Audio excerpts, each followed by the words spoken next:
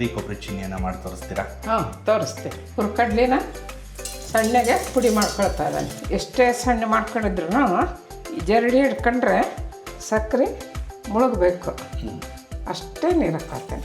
ಈಗ ಮುಂದೆ ಇದನ್ನು ಕೈ ಆಡ್ತಾನೆ ಇರಬೇಕು. ಕುದಿ ಬಂದ ಮೇಲೆ ಎಷ್ಟು ಹೊತ್ತಿಗೆ ಪಾಕ ನೋಡ್ಕೋಬೇಕು? ಚೂರು ಎಳೆ ಬಂದ್ರೆ ಸಾಕು? ಹೌದು. ಅದನ್ನು ನಿಲ್ಬೇಕಂತಿಲ್ಲ? ಇಲ್ಲ, ಈಗ ಹಿಟ್ಟು ಹಾಕ್ತಾನೆ. ಹಾಕ್ತಾ ಹಾಕ್ತಾ ಕೈ ಆಡ್ತೀರಾ? ಈ ಹಂತದಾಗ ನಾನು ಕೊಬ್ಬರಿ ಹಾಕ್ತೀನಿ. ಈ ಹಂತದಾಗ ಕಟ್ ಮಾಡ್ಕೊಂಡ್ರೆ ನೀಟಾಗಿ ಬರುತ್ತೆ. ಭಾಳ ಇನ್ಸ್ಟೆಂಟ್ ರೆಸಿಪಿ ಇದು. ಒಂದು 15-20 ನಿಮಿಷದಲ್ಲ ರೆಡಿ ಆಗಿಬಿಡುತ್ತೆ.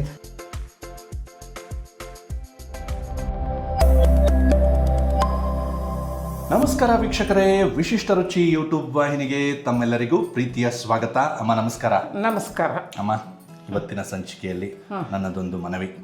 ನಮ್ಮ ಬಾಲ್ಯದಲ್ಲಿ ನೀವು ಹೆಚ್ಚಾಗಿ ಮಾಡ್ತಾ ಇದ್ದಂತಹ ಸಕ್ರೆ ಕೊಬ್ಬರಿ ಚಿನ್ನಿಯನ್ನು ಮಾಡಿ ತೋರಿಸ್ತೀರಾ? ಹಾಂ, ತೋರಿಸ್ತೀನಿ. ಬನ್ನಿ ವೀಕ್ಷಕರೇ, ಈ ಒಂದು ಸಂಚಿಕೆಯಲ್ಲಿ ಬಹಳ ಕಡಿಮೆ ಸಾಮಗ್ರಿಗಳಿಂದ ಅತ್ಯದ್ಭುತವಾದಂತಹ ರುಚಿಕರವಾದಂತಹ ಸಕ್ರೆ ಕೊಬ್ಬರಿ ಚಿನ್ನಿಯನ್ನು ಯಾವ ರೀತಿ ಮಾಡೋದು ಅಂತ ನೋಡೋಣ. ಸಕ್ರೆ ಕೊಬ್ಬರಿ ಚಿನ್ನಿ ಮಾಡೋಕ್ಕೆ ಈ ಕಪ್ಪಿಲೆ 1 ಕಪ್ಪು ಹುರುಗಡ್ಲೆ ತಗೊಂಡಿದ್ದೀನಿ, 1 ಕಪ್ಪು ಸಕ್ಕರೆ ತಗೊಂಡಿದ್ದೀನಿ, 1 ಸ್ಪೂನು ಏಲಕ್ಕಿ ಪುಡಿ ತಗೊಂಡಿದ್ದೀನಿ, ಒಂದು ಸ್ವಲ್ಪ ಮೇಲೆ ಉದುರ್ಸೋಕ್ಕೆ ಒಣ ಕೊಬ್ಬರಿ ತುರಿ ತಗೊಂಡು. ಬರೀ 4 ಐಟಮ್ ಇದಕ್ಕೆ? ಹೌದು, 4 ಐಟಮ್. ಸ್ವಲ್ಪ ನೀರು ಬೇಕಷ್ಟೆ ಸಕ್ಕರೆ ಕರಗಿಸ್ಕೊಳಕ್ಕೆ. ಮೊದಲಿಗೆ ಹುರ್ಕಡ್ಲಿನ ಸಣ್ಣಗೆ ಪುಡಿ ಮಾಡ್ಕೊಳ್ತಾ ಇದ್ದಾನೆ ಮಿಕ್ಸಿ ಜಾರ್ಗೆ ಹಾಕ್ಕೊಂಡು. ಅದು ಎಷ್ಟು ಸಣ್ಣ ಆಗುತ್ತೋ ಅಷ್ಟು ಚೆನ್ನಾಗಿ ಬರುತ್ತೆ.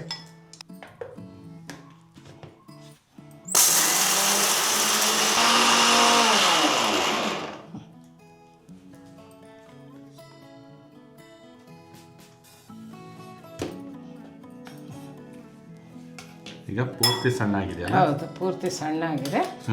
ಈಗ ಈ ಥರ ಸಣ್ಣ ಇರಬೇಕು. ಆದ್ರೂ ಸ್ವಲ್ಪ ಜರಡಿ ಮಾಡ್ಕೊಂಡ್ರೆ ಚೆನ್ನಾಗಿದಕ್ಕೆ. ಓಕೆ, ಪೂರ್ತಿ ಸಣ್ಣ ಆದ್ಮೇಲೂ ಜರಡಿ ಹಿಡ್ಕೊಳ್ಳೋದು ಒಳ್ಳೇದಾ? ಒಳ್ಳೇದು. ನಾವು ಎಷ್ಟೇ ಸಣ್ಣ ಮಾಡ್ಕೊಂಡಿದ್ರು ಜರಡಿ ಹಿಡ್ಕೊಂಡ್ರೆ ಅಪ್ಪಿ ತಪ್ಪಿ ಎಲ್ಲಾದರೂ ಒಂದು ಪೀಸು ಬಂದಿದ್ರೆ ಅದು ಜರಡಿಯಲ್ಲಿ ಉಳಿಯುತ್ತೆ. ಅದಕ್ಕೆ ಜರಡಿ ಮಾಡ್ಕೊಳ್ತಾ ಇದ್ದಾನೆ. ಸ್ವಲ್ಪ ಈ ಹೊರಗಾಗಿರೋ ಪುಡಿ ಏನು ಉಳಿಯುತ್ತಲ್ಲ ಮೇಲೆ, ಅದನ್ನ ಎತ್ತಿಟ್ಕೊಂಡು ನಾವು ಪಲ್ಯ ಗಿಲ್ಯಕ್ಕೆ ಹೌದು ಹಾಕ್ಕೋಬೋದು. ಅದೇ ಆ ಥರ ನುಚ್ಚು ಇದು ಉಳಿದಿದೆ. ಓಕೆ, ಇದನ್ನು ತಗೊಂಡ್ಬಿಡ್ತೀರಾ? ಇದು ಬೇಡ? ಇದನ್ನು ಬೇಡ. ಇದು ನುಚ್ಚಿದ್ರೆ ಇದಾಗಲ್ಲ. ಓ, ನೋಡ್ರಿ, ನಾವು ಎಷ್ಟು ಸಣ್ಣ ಮಾಡ್ಕೊಂಡಿದ್ವಿ ಪೂರ್ತಿಯಾಗಿ. ಹೌದು, ಆದ್ರೆ ಇಲ್ಲಿ 2 ಸರ ಮಾಡಿದೆ. 2 ಸರ ಮಾಡಿದ್ರು ಕೂಡ ಇಷ್ಟು ತರಿ ಉಳಿಬಾರ್ದು. ಹೌದು, ಈ ತರಿ ಉಳಿಬಾರ್ದು. ಈ ತರಿ ಉಳಿದ್ರೆ ನೈಸಾಗಿ ಬರಲ್ಲ. ಇದು ನಮ್ಮ ಸಕ್ರೆ ಕೊಬ್ಬರಿ ಚಿನ್ನಿ ಅನ್ನೋ ಸ್ಟೋರಿಯಲ್ಲಿ ವಿಲನ್ ಇದ್ದಂಗೆ ಇದು. ಇದನ್ನ ಇರಕ್ಕೆ ಬಿಡಬಾರ್ದು, ಓಡಿಸ್ಬಿಡ್ಬೇಕು. ವೇಸ್ಟು ಆಗಲ್ಲ ಇದನ್ನ ನಾವು. ಇದೇನು ಎದಕ್ಕಾದ್ರೂ ಬರ್ತದೆ ಚಟ್ನಿ ಪುಡಿಗೆ ಹಾಕ ತೆಗೆದ್ಬಿಡ್ತೀನಿ. ಹಾಂ, ಓಕೆ. ಈಗ ನಮಗೆ ಬೇಕಾಗಿರೋದು ಇದು ಸ್ಮೂತ್ ಆಗಿರೋ ಪೂರ್ತಿ ಸಣ್ಣ ಆಗಿರೋ ಅಂತ ಹಿಟ್ಟು, ಹುರ್ಗಡ್ಲೆ ಹಿಟ್ಟು. ಹೌದು, ಇದೇ ನಮ್ಮ ಸಿನಿಮಾದ ಹೀರೋ. ಸಕ್ರೆ ಕೊಬ್ಬರಿ ಚಿನ್ನಿ ಮಾಡ್ಕೊಳಕ್ಕೆ 1 ಕಪ್ ಸಕ್ಕರೆ ತಗೊಂಡಿದ್ದೀನಿ. ಇದು ನೀವು ಒಲೆನ ಆನ್ ಮಾಡ್ಕೊಂಡಿಲ್ಲ? ಮಾಡ್ಕೊಂಡಿಲ್ಲ, ಮೊದಲೇ ಮಾಡಬಾರ್ದು. ಇವಾಗ ಮೊದಲಿಗೆ ನೇರವಾಗಿ ಪಾತ್ರೆಗೆ ಸಕ್ಕರೆನ ಸುರುಕೊಂಡಿನಿ. ಇದು ಮುಳುಗೋವಷ್ಟು ನೀರು ಹಾಕೊಳ್ತೀನಿ. ಹೌದಾ? ಈಗ ಸಕ್ಕರೆ ಮುಳುಗಬೇಕು, ಅಷ್ಟೇ ನೀರು ಹಾಕೊಳ್ತೀನಿ. ಸಾಕಿಷ್ಟು. ಒಂಚೂರು ಜಾಸ್ತಿ ಆಗಂಗಿಲ್ಲ. ಅದೇ ಎಷ್ಟು ಬೇಕೋ ಅಷ್ಟೇ ಹಾಕೋಬೇಕು. ಕರೆಕ್ಟ್. ಸಕ್ಕರೆ ಮುಳುಗಿದೆ, ಅಷ್ಟು ನೀರು ಹಾಕೊಂಡಿದ್ದೀನಿ. ಇವಾಗ ಗ್ಯಾಸ್ ಆನ್ ಮಾಡ್ಕೊಂತೀನಿ. ಈಗ ಗ್ಯಾಸ್ ಆನ್ ಮಾಡಬೇಕಾ? ಹೌದು, ಮೊದಲೇ ಗ್ಯಾಸ್ ಆನ್ ಮಾಡ್ಕೊಂಡ್ಬಿಟ್ರೆ ಸಕ್ಕರೆ ಇದಕ್ಕೆ ಪಾಕ ಬೇಗ ಬಂದ್ಬಿಡುತ್ತಾ? ಅಲ್ಲ, ಪಾತ್ರೆಗೆ ಅಂಟುತ್ತದು ಹಾಗೆ ಒಂಥರ ಹೊತ್ತಿದಂಗೆ ಆಗುತ್ತೆ ಅದು. ನೀರು ಜೊತೆ ಅಲ್ಲಿದ್ರೆ ಇದಾಗುತ್ತೆ. ಅಮ್ಮ, ಈಗ ಮುಂದೆ ಇದನ್ನು ಕೈ ಆಡ್ತಾನೆ ಇರಬೇಕು. ಇದು ಪಾಕ ಸಕ್ಕರೆ ಕರಗತನ ಕೈ ಆಡ್ಬೇಕು. ಇದಕ್ಕೆ ಯಾವ ಪಾಕ ತಗೋಬೇಕಮ್ಮ? ಇದಕ್ಕೆ ಎಳೆ ಪಾಕ ತಗೋ. ಎಳೆ ಪಾಕ? ಹೌದು. ಎಲ್ಲ ಎಳೆ ಬಂತು ಅಂದರೆ ತಕ್ಷಣ ಹಿಟ್ಟು ಹಾಕಿ ಕೈ ಆಡಿಸಿ ತಟ್ಟೆ ತುಪ್ಪ ಹಚ್ಚಿಟ್ಕೊಂಡಿದ್ದೀನಿ. ಅದಕ್ಕೆ ಸುರಿಯೋದು, ಸುರಿದು ಹಾಗೆ ಕಟ್ ಮಾಡಿಬಿಡೋದು. ಇದು ಪಾಕ ಮಾಡ್ಕೊಳ್ಳೋಕ್ಕೂ ಮೊದಲೇ ಅವನು ರೆಡಿ ಒಂದು ತಟ್ಟೆಗೆ ತುಪ್ಪ ಹಚ್ಚಿ ತುಪ್ಪ ಹಚ್ಚಿಟ್ಕೊಂಡ್ಬಿಟ್ಟಿದ್ದೀರಾ? ಹೌದು ಹೌದು. ಮೊದಲಿಗೆ ಇದು ಸಕ್ಕರೆ ಸಂಪೂರ್ಣವಾಗಿ ಕರಗುತ್ತೆ ನೀರಲ್ಲಿ. ಕರಗತ್ತೆ. ಕರಿಗಾದಿಂದ ಪಾಕ ಬರುತ್ತೆ. ನಿರಂತರವಾಗಿ ಕೈ ಆಡ್ಕೊಳ್ತಾ ಇರ್ಬೇಕು. ಹೌದು, ಕೈ ಆಡಿಸ್ತಾನೆ ಇರಬೇಕು. ಅಂದ್ರೆ ಬೇರೆ ಸ್ವಲ್ಪ ಪ್ರಮಾಣ ಅಲ್ಲ ಇದು, ತೋರ್ಸೋಕ್ಕಾಗಿ. ಈಗ ಕುದಿಯೋದಕ್ಕೂ ಕೂಡ ಶುರುವಾಯಿತು. ಕುದಿಯೋದಕ್ಕೂ ಶುರುವಾಯಿತು. ಕುದಿ ಬಂದ ಮೇಲೆ ಎಷ್ಟು ಹೊತ್ತಿಗೆ ಪಾಕ ನೋಡ್ಕೋಬೇಕು? ಅದೇ ಈಗ ನೋಡ್ಕೊಳ್ತೀನಿ. ಇನ್ನೂ ಕರಗಿಲ್ಲ ಸಕ್ಕರೆ, ಕುದೀತಾ ಇದೆ ಅಷ್ಟೇ. ಫ್ಲೇಮು ಸ್ವಲ್ಪ ಕಡಿಮೆ ಇಟ್ಕೊಂಡಿದ್ದೀನಿ. ಫ್ಲೇಮ್ ಕಡಿಮೆ. ಲೋ ಫ್ಲೇಮಾ? ಹೌದು, ಲೋ ಫ್ಲೇಮ್. ಫ್ಲೇಮ್ ಜಾಸ್ತಿ ಇಟ್ಕೊಂಡ್ಬಿಟ್ರೆ ಹೌದು, ಪಾಕ ಬೇಗ ಬೇಗ ಬರುತ್ತೆ. ಸ್ಪೂನಿಂದ ಎತ್ತೆತ್ತು ನೋಡ್ಕೊಳ್ತಿದ್ದೀರಾ? ನೋಡಿದ್ರೂ ಹಿಂಗೆ ಹೇಳಿ ಬರುತ್ತದು. ಇನ್ನೂ ಬಂದಿಲ್ಲ, ಸಕ್ಕರೆನೇ ಕರಗಿಲ್ಲ. ಈ ಥರ ಸ್ಪೂನ್ ಎತ್ತದಾಗ ಎಲ್ಲಾದ್ರೂ ನಿಮ್ಗೆ ಎಳೆ ಕಾಣಿಸ್ತು ಅಂದ್ರೆ ಅವಾಗ ಪಾಕ ಆಫ್ ಮಾಡ್ಕೊಂಡ್ಬಿಡ್ತೀವಿ.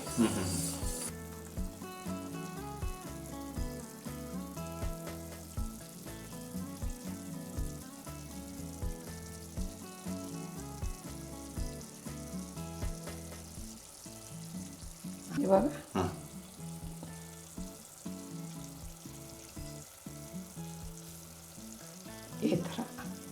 ಈ ಥರ ಎಳೆ ಸ್ವಲ್ಪ ಚೂರು ಎಳೆ ಬಂದ್ರೆ ಸಾಕು. ಹೌದು, ಅದೇನು ನಿಲ್ಬೇಕಂತಿಲ್ಲ. ಇಲ್ಲ, ನಿಲ್ಬೇಕಂತ ಏನಿಲ್ಲ. ಬರ್ತಿದೆಯಲ್ಲ ಇಷ್ಟು ಸಾಕು. ಸಾಕಾ? ಸಾಕು ಇಷ್ಟು. ಓಕೆ, ಇದು ಚೆನ್ನಾಗ ಬಂದಿದೆ. ಈಗ ತಡ ಮಾಡೋದು ಬೇಡ ಅಲ್ವಾ? ಬೇಡ, ಮುಂದುವರಿ ಆಫ್ ಮಾಡ್ತೀನಿ. ಓಕೆ, ಆಫ್ ಮಾಡ್ಬಿಡ್ತೀರಾ ಗ್ಯಾಸ್? ಗ್ಯಾಸ್ ಆಫ್ ಮಾಡ್ತೀನಿ. ಈಗ ಒಲೆಯಿಂದ ಪಾತ್ರೆನ ಇಳಿಸ್ಕೊಂಡಿದ್ದೀರಾ? ಇಳಿಸ್ಕೊಂಡಿದ್ದೀನಿ. ಈಗ ಹಿಟ್ಟು ಹಾಕ್ತಾ ಕೈ ಆಡ್ತೀರಾ? ಹಾಕ್ತಾ ಕೈ ಇಡ್ತಾನೆ. ಓಕೆ, ಒಂದು ನಿಮಿಷ.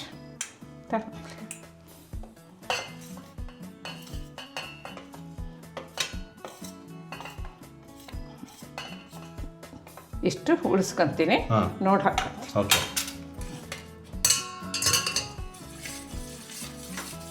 ತುಂಬ ತೆಳುವಾಗಿದೆ ಅಂತ ಅನ್ಸುತ್ತೆ, ಇನ್ನು ಸ್ವಲ್ಪ ಆ್ಯಡ್ ಮಾಡ್ಕೊಳ್ತೀನಿ. ಹೌದು, ಈ ಹಂತದಾಗ ನಾನು ಏಲಕ್ಕಿ ಪುಡಿ ಹಾಕ್ಕೊಳ್ತೀನಿ. ಏಲಕ್ಕಿ ಪುಡಿನಾ? ಓಕೆ, ಏಲಕ್ಕಿ ಪುಡಿ. ಹಾಂ, ಓಕೆ.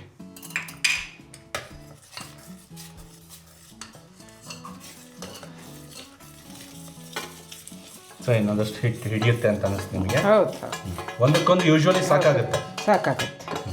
ಸಾಕಾಗುತ್ತೆ. ಹೆಂಗಾರ ಆಗಲಿ ಅಂತ ಸ್ವಲ್ಪ ಮತ್ತೆ ಉಳಿಸ್ಕೊಂಡಿರ್ಬೇಕು ಹಿಟ್ಟ.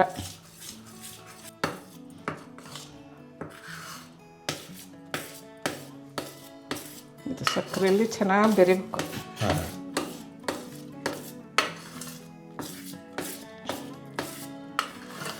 ಎಲ್ಲೂ ಕೂಡ ಹಸಿ ಹಿಟ್ಟು ಹಾಗೆ ಉಳ್ಕೋಬಾರ್ದಲ್ಲ? ಉಳ್ಕೋಬಾರ್ದು, ಅದಕ್ಕೆ ಇಷ್ಟು ಇದು ಮಾಡ್ತೀವಿ. ಮುದ್ದೆ ಹೆಂಗೆ ಕೈ ಆಡಿಸ್ತೀವಿ ಹಂಗೆ ಆಡಿಸ್ಕೊಳ್ತಿದ್ದೀರಾ? ಹೌದು ಹೌದು.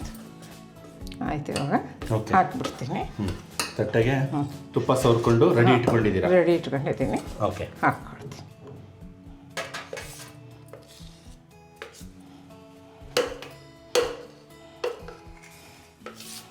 ಸ್ವಲ್ಪ ಪ್ರಮಾಣ ಅಲ್ಲ, ಅದಕ್ಕೆ ಅರ್ಧ ತಟ್ಟೆ ಆಗಿದೆ. ಅದು ಸ್ವಲ್ಪ ಆರ್ಬೇಕದು. ಈ ಹಂತದಾಗ ನಾನು ಕೊಬ್ಬರಿ ಹಾಕ್ಕೊಳ್ತೀನಿ. ತಕ್ಷಣ ಹಾಕ್ಬಿಡ್ಬೇಕಿದ್ನ ಕೊಬ್ಬರಿ. ನಾವು ಸ್ವಲ್ಪ ಪ್ರಮಾಣದಲ್ಲಿ ಮಾಡಿ ತೋರಿಸ್ತಾ ಇರೋದ್ರಿಂದ ಹೌದು, ಟ್ರೈ ಪೂರ್ತಿ ಆಗಿಲ್ಲ. ಹೌದು. ಈಗ ನಾನು ಒಂದು 10 ನಿಮಿಷ ಆಯಿತು ಹಾಕಿ. ಇವಾಗ ಇದಕ್ಕೊಂದು ಸ್ವಲ್ಪ ತುಪ್ಪ ಹಚ್ಕೊಂಡಿದ್ದೀನಿ. ಚಾಕುಗೆ ಈಗ ಕಟ್ ಮಾಡ್ಕೊತೀನಿ. ಈ ಹಂತದಾಗ ಕಟ್ ಮಾಡ್ಕೊಂಡ್ರೆ ನೀಟಾಗಿ ಬರುತ್ತದೆ.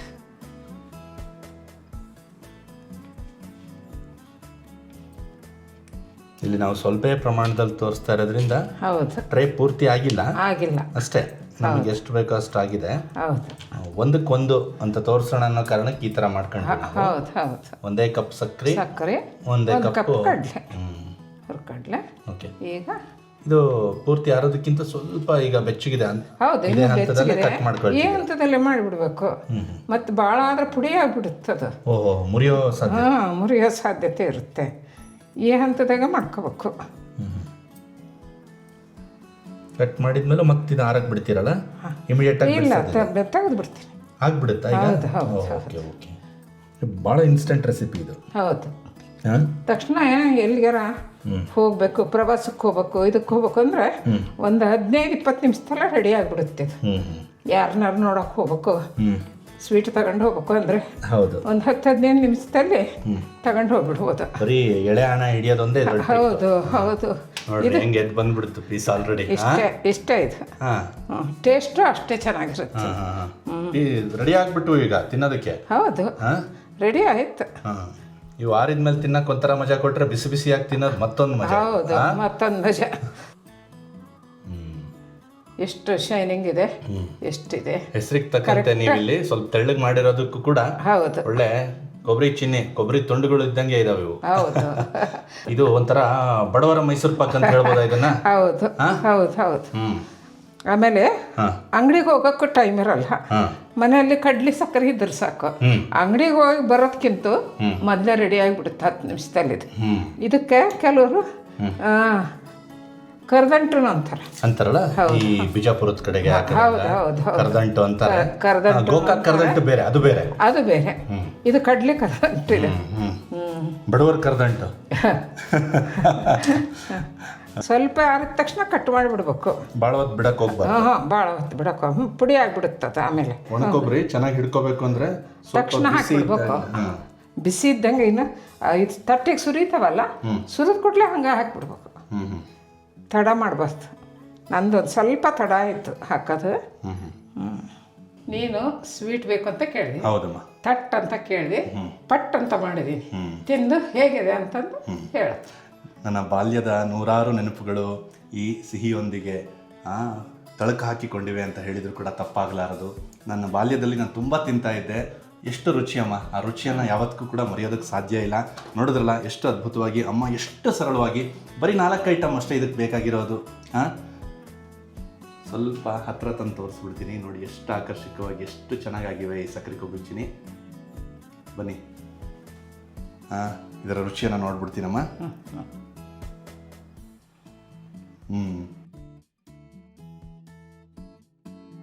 ಬಹಳ ಸ್ಮೂತ್ ಆಗಿವೆ. ಎಷ್ಟು ಪೊಳ್ಳಾಗಿವೆ ಅಂತಂದರೆ ನಾಲ್ಗೆ ಮೇಲೆ ಕರಗ್ತಾ ಇವೆ ಕೂಡ, ಜೊತೆಗೆ ಎಷ್ಟು ಸ್ಮೂತ್ ಆಗಿವೆ ನೋಡ್ರಿ. ಹೆಂಗೆ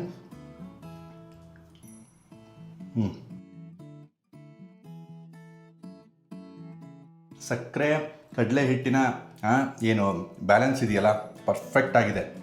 ಸಿಹಿ ಕರೆಕ್ಟಾಗಿದೆ, ಮತ್ತು ನಾಲ್ಗೆ ಮೇಲೆ ಕರಗ್ತಾ ಇದೀಮ. ನೀವು ಕಟ್ ಮಾಡೋಕ್ಕೆ ಮಾತ್ರ ಟ್ರೇಗೆ ತುಪ್ಪ ಹಾಕ್ಕೊಂಡು ಮಾಡಿದ್ರಿ, ಆದರೆ ತುಪ್ಪ ಜಾಸ್ತಿ ಹಾಕಿ ಬೆಣ್ಣೆ ಗಿಣ್ಣೆ ಹಾಕಿ ತುಂಬ ಮಾಡಿದ್ದೀರೇನೋ ಅನ್ನೋಷ್ಟು ರುಚಿಯಾಗಿ ಅದ್ಭುತವಾದಂತಹ ಟೇಸ್ಟ್ ಕೊಡ್ತಾ ಇದೆ. ಹೌದು, ಇದು ಮೈಸೂರು ಪಾಕ್ಕಿಂತ ರುಚಿ. ತುಂಬಾ ಅತ್ಯದ್ಭುತವಾಗಿದೆ, ತುಂಬಾ ರುಚಿಕರವಾಗಿದೆ. ಹೌದು, ಇದು ಯಾರೇ ಮಾಡ್ಕೊಂಡು ತಿನ್ನಲಿ ಅವರೆಲ್ಲರಿಗೂ ಕೂಡ ಖಂಡಿತವಾಗ್ಲೂ ಇಷ್ಟ ಆಗುತ್ತೆ. ತುಂಬ ತುಂಬ ಧನ್ಯವಾದಗಳಮ್ಮ.